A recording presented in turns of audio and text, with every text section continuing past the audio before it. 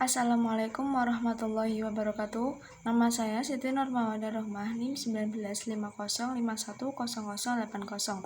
dari kelompok 5 mata kuliah Teori Akuntansi Syariah dengan tema konsep kepemilikan menurut akuntansi syariah. Langsung saja ke materi yang pertama, yaitu tentang aset-aset yang dilarang dalam Islam. Kepemilikan terhadap harta atau aset dilarang dalam Islam karena zatnya haram ataupun cara perolehannya tidak sesuai dengan syariah. Yaitu yang pertama ada kepemilikan yang dilarang karena zatnya seperti babi, minuman memabukkan, dan narkoba. Seperti yang telah dijelaskan dalam Al-Quran, Quran Surat An-Nahl ayat 115, yang artinya, sesungguhnya Allah hanya mengharamkan atasmu memakan bangkai, darah, daging babi, dan apa yang disembelih dengan menyebut nama selain Allah. Tetapi barang siapa yang terpaksa memakannya dengan tidak menganiaya dan tidak pula melampaui batas, maka sesungguhnya Allah Maha Pengampun lagi Maha Penyayang. Yang kedua, diperoleh dengan jalan riba. Allah Subhanahu wa Ta'ala melarang hambanya melakukan riba dengan alasan apapun, juga termasuk kepemilikan aset yang didapat dari hasil riba. Seperti yang telah dijelaskan dalam Al-Quran Surat Ar-Rum ayat 39, yang artinya, dan sesuatu riba atau tambahan yang kamu berikan agar dia bertambah pada harta manusia, maka riba itu tidak menambah pada sisi Allah, dan apa yang kamu berikan berupa zakat yang kamu maksudkan untuk mencapai keridhaan Allah, maka itulah orang-orang yang melipat gandakan pahalanya. Yang ketiga, diperoleh karena menipu dan berbohong. Allah Subhanahu wa Ta'ala melarang hambanya melakukan kebohongan, termasuk memperoleh harta dengan cara yang batil.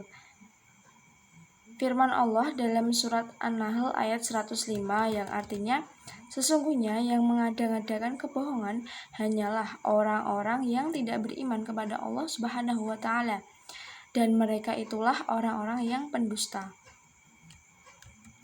Yang keempat, harta yang diperoleh dari hasil perjudian.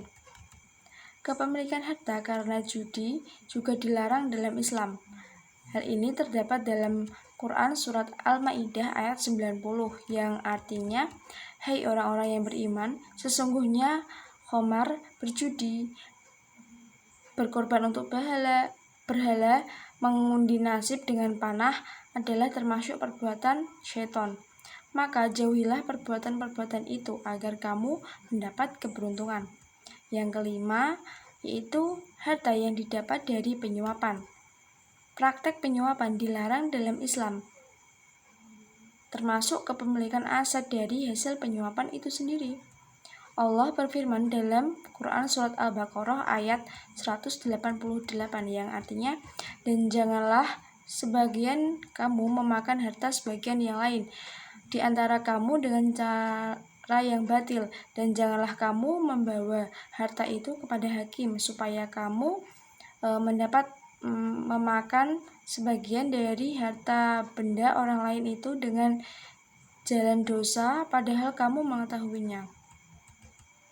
Yang keenam, harta diperoleh karena tidak sahnya akad.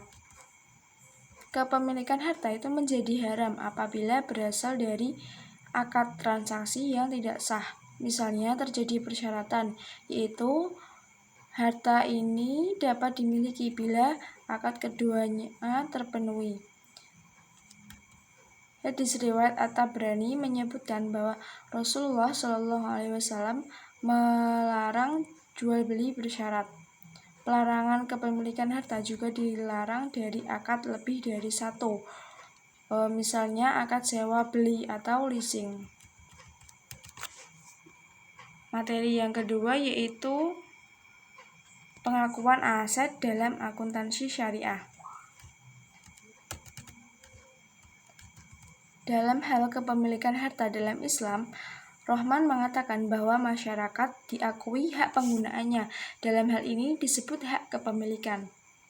Jika menghargai hak-hak masyarakat dan menjalankan kewajibannya, masyarakat diberikan hak untuk memiliki harta sepanjang harta itu diperoleh sesuai dengan aturan syariah dan tidak dapat dari hal-hal yang melanggar syariah seperti mencuri, menipu, merampok, perjudian, riba, dan sebagainya.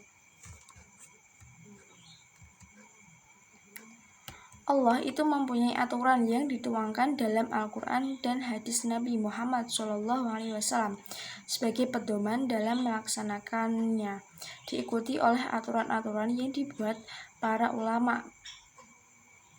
Aturan Allah Subhanahu wa Ta'ala dikenal dengan hukum syariah yang mengatur segala kehidupan di dunia ini, termasuk kepemilikan aset. Kepemilikan aset dalam Islam harus tunduk kepada hukum yang telah ditetapkan. Nabhani menyatakan bahwa Allah Subhanahu wa Ta'ala memberikan pemilikan tersebut kepada seseorang yang merupakan konsekuensi dari sebab-sebab yang mengikuti aturan syara.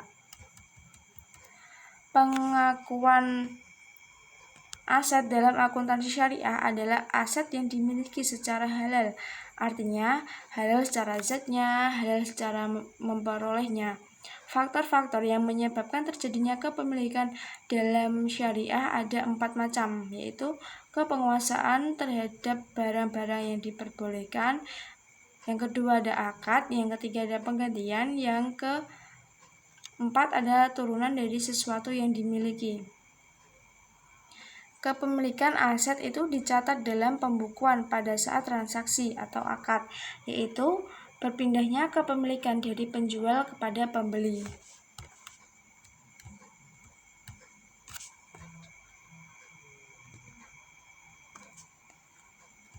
Nah, selanjutnya yaitu pengukuran nilai aset dalam akuntansi syariah. Aset atau harta itu dilaporkan dalam laporan keuangan di neraca.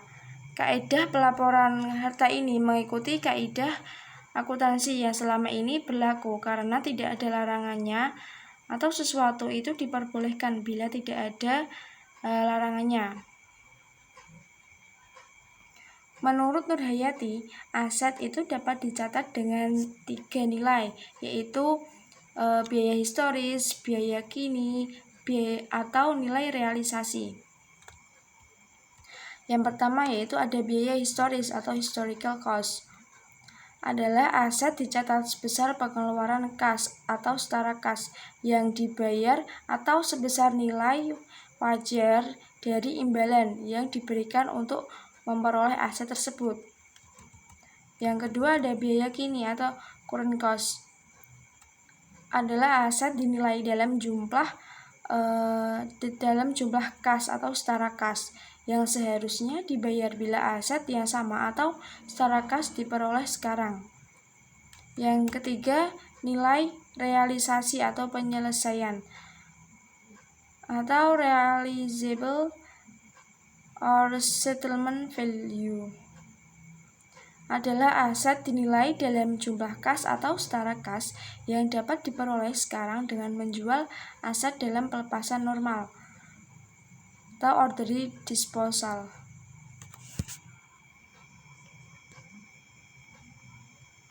Sekian yang dapat saya sampaikan, kurang lebihnya saya mohon maaf. Wassalamualaikum warahmatullahi wabarakatuh.